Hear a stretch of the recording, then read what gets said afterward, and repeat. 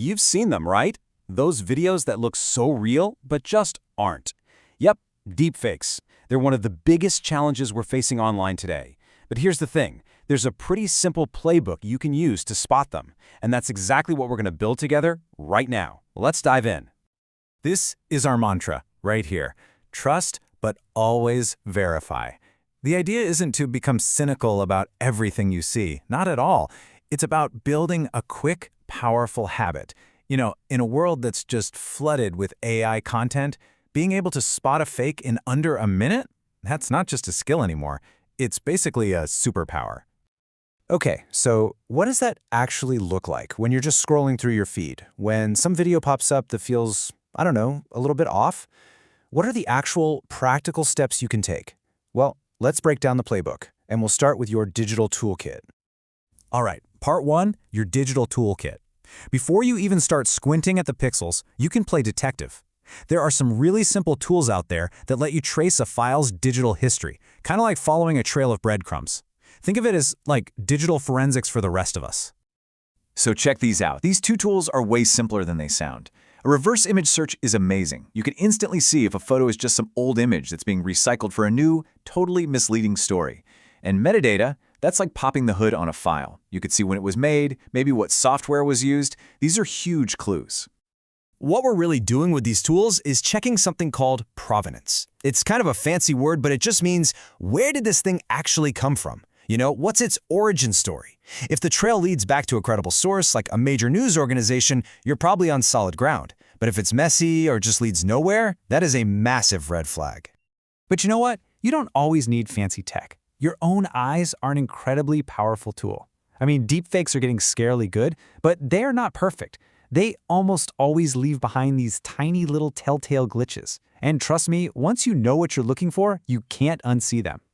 These little glitches have a name. They're called artifacts. They're the weird blurs, the unnatural textures, basically all the little mistakes the AI leaves behind. They are literally the digital fingerprints of a fake. And once you train your eyes to spot them, they pop right out at you. So here's your visual checklist, your cheat sheet. First, always look at the hands. For some reason, AI is just terrible at hands. You'll see weird shapes, extra fingers, it's wild. Then check for reflections. In someone's eyes or in a window, are they missing or just look warped? And what about the lighting? Do the shadows on the person actually match the background they're in? And finally, just watch their mouth. Is the lip sync even a tiny bit off? Any one of these can be a dead giveaway. Okay, so you've used your digital tools, you've used your eyes, and you think you've spotted a fake. Now what? Because spotting it is really only half the battle. The other half is what you do next. And that brings us to our 3-step action playbook. This 3-step plan is so important. Step 1, verify the source. I mean, did this come from a legit news outlet or just some random account with a bunch of numbers in the name? Step 2, pause, just delay. Deepfakes are designed to get a rise out of you, to make you angry or scared so you hit that share button without thinking. So just resist. And step 3, report it. If it's an obvious fake, use the platform's own tools. You're not just protecting yourself, you're actually helping clean up the space for everyone. So, we've talked about digital tools and visual cues, but the single most powerful weapon in this whole fight, it isn't on your phone or your computer. It's actually in your head. It's a mindset that's going to act as your ultimate shield. And this is the point I really want to drive home. While all that tech stuff can definitely help, the most effective tool you have is your own critical thinking. It's a human skill that right now, no AI can replicate. It's all about developing a new kind of instinct for this digital age we live in. And really, this is what it all boils down to: skepticism. And this isn't about being negative or cynical. It's about being a smart, responsible digital citizen. It's the simple habit of asking, hang on a second, is this real? Especially when something feels like it's designed to make you furious or afraid.